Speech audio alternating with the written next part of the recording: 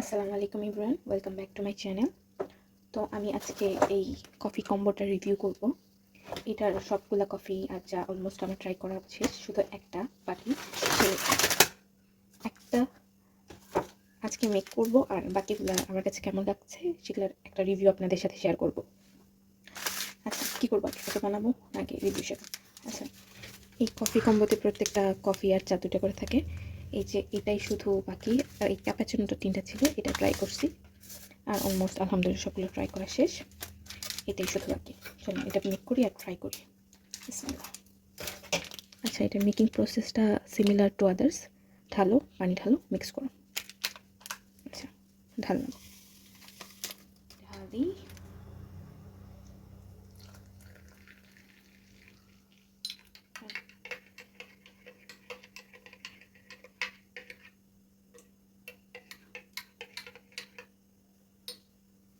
আচ্ছা, এটা যতক্ষণে ঠান্ডা বলতে একটু পানিটা প্রচুর গরম, তো একটু সহনশীল মাত্রায় আসতেছে, ততক্ষণ পর্যন্ত আমি বাকি কফিগুলোর রিভিউ দিই।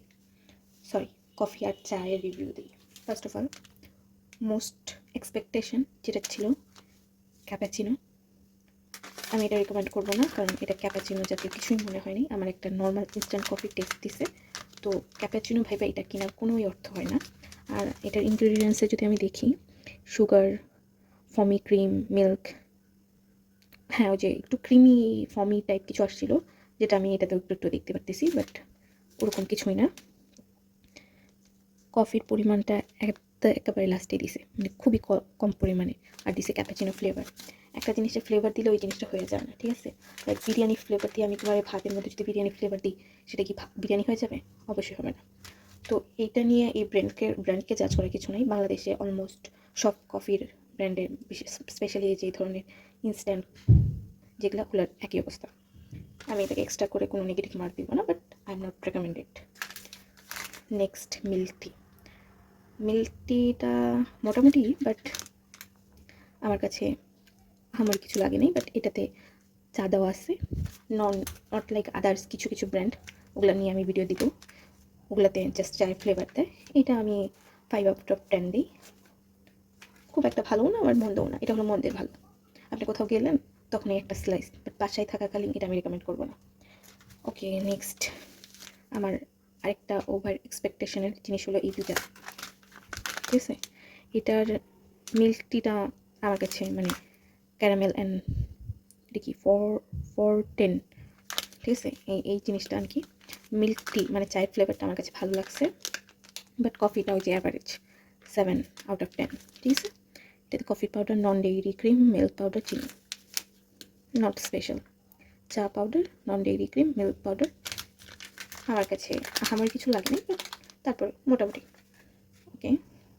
অ্যান্ড এটা সুগার ফ্রি কফি, মোস্ট, এটা কফি মিক্সটা মোটামুটি আমি পয়েন্ট দেবো। এটা ছিল 8/10। এটা আপনি চাইলে ট্রাই করতে পারেন। ট্রাভেল ফ্রেন্ডলি, তাও বাড়ি ফ্রেন্ডলি না, এটা ট্রাভেল ফ্রেন্ডলি। 8/10। এই দুইটা জিনিস, এই প্যাকেজটার মধ্যে এই দুইটা জিনিস আমার সবচেয়ে বেশি ভালো লাগছে। একটা হলো মালাই চা, একটা হলো মশলা চা, মশলা রং চা। আমি জাস্ট এগুলো আমি 10-এর মধ্যে 15 দেবো, ঠিক আছে? আমার কাছে এত ভালো লাগছে। মশলা রং চাটার মধ্যে হালকা আর্টিফিশিয়াল একটু স্মেল আসছে, বাট তারপরে ওইটা মানে আমার টেস্ট বারকে খুব ইমপ্রেস করছে। আর মালাই চায়ের কথা কি বলবো, আমার কাছে প্রচুর ভালো লাগছে এই জিনিসটা। আমি দেখবো যদি ওদের সিঙ্গেল হিসেবে বেচে, আমি 10-12টা আবার কিনবো, আর যদি পাই আমি লিঙ্ক ডিসক্রিপশনে দিয়ে রাখবো, আপনারাও চাইলে নিতে পারেন। মোস্ট রেকমেন্ডেড এটা, যদি আপনারা এক্সট্রাভাবে পান তাহলে অবশ্যই তার থেকে এটা পারচেস করতে পারেন। আর এটা তো এখন ট্রাই করবো, নেক্সট ট্রাই।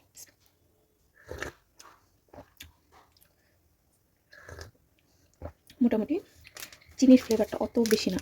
বাংলাদেশ অন্য ব্র্যান্ড যেমন চিনি দিয়ে ভরে রাখে, একেবারে চিনি লাস্টে। আমার এটা এতটা এক্সপেকটেশন ছিল না কফিটার প্রতি, বাট হ্যাঁ, আই লাইক ইট। এটাও আমি দেবো 9/10। তো ওভারঅল যদি আপনি মাঝে মাঝে ট্রাই করতে চান, এই কম্বো প্যাকটা খারাপ না। আর যদি আপনি রেগুলার বেসিসে কিছু খেতে চান, আই এম রেকমেন্ডেড পেস্ট্রি, ঠিক আছে? এই 3টা যদি এক্সট্রাভাবে পাওয়া যায় দারাজে, বা আপনারা কোনো শপে পারচেস করতে পারেন, তাহলে এই 3টা আমার হাইলি রেকমেন্ডেড থাকবে। Okay, that's for today. Allah Hafiz.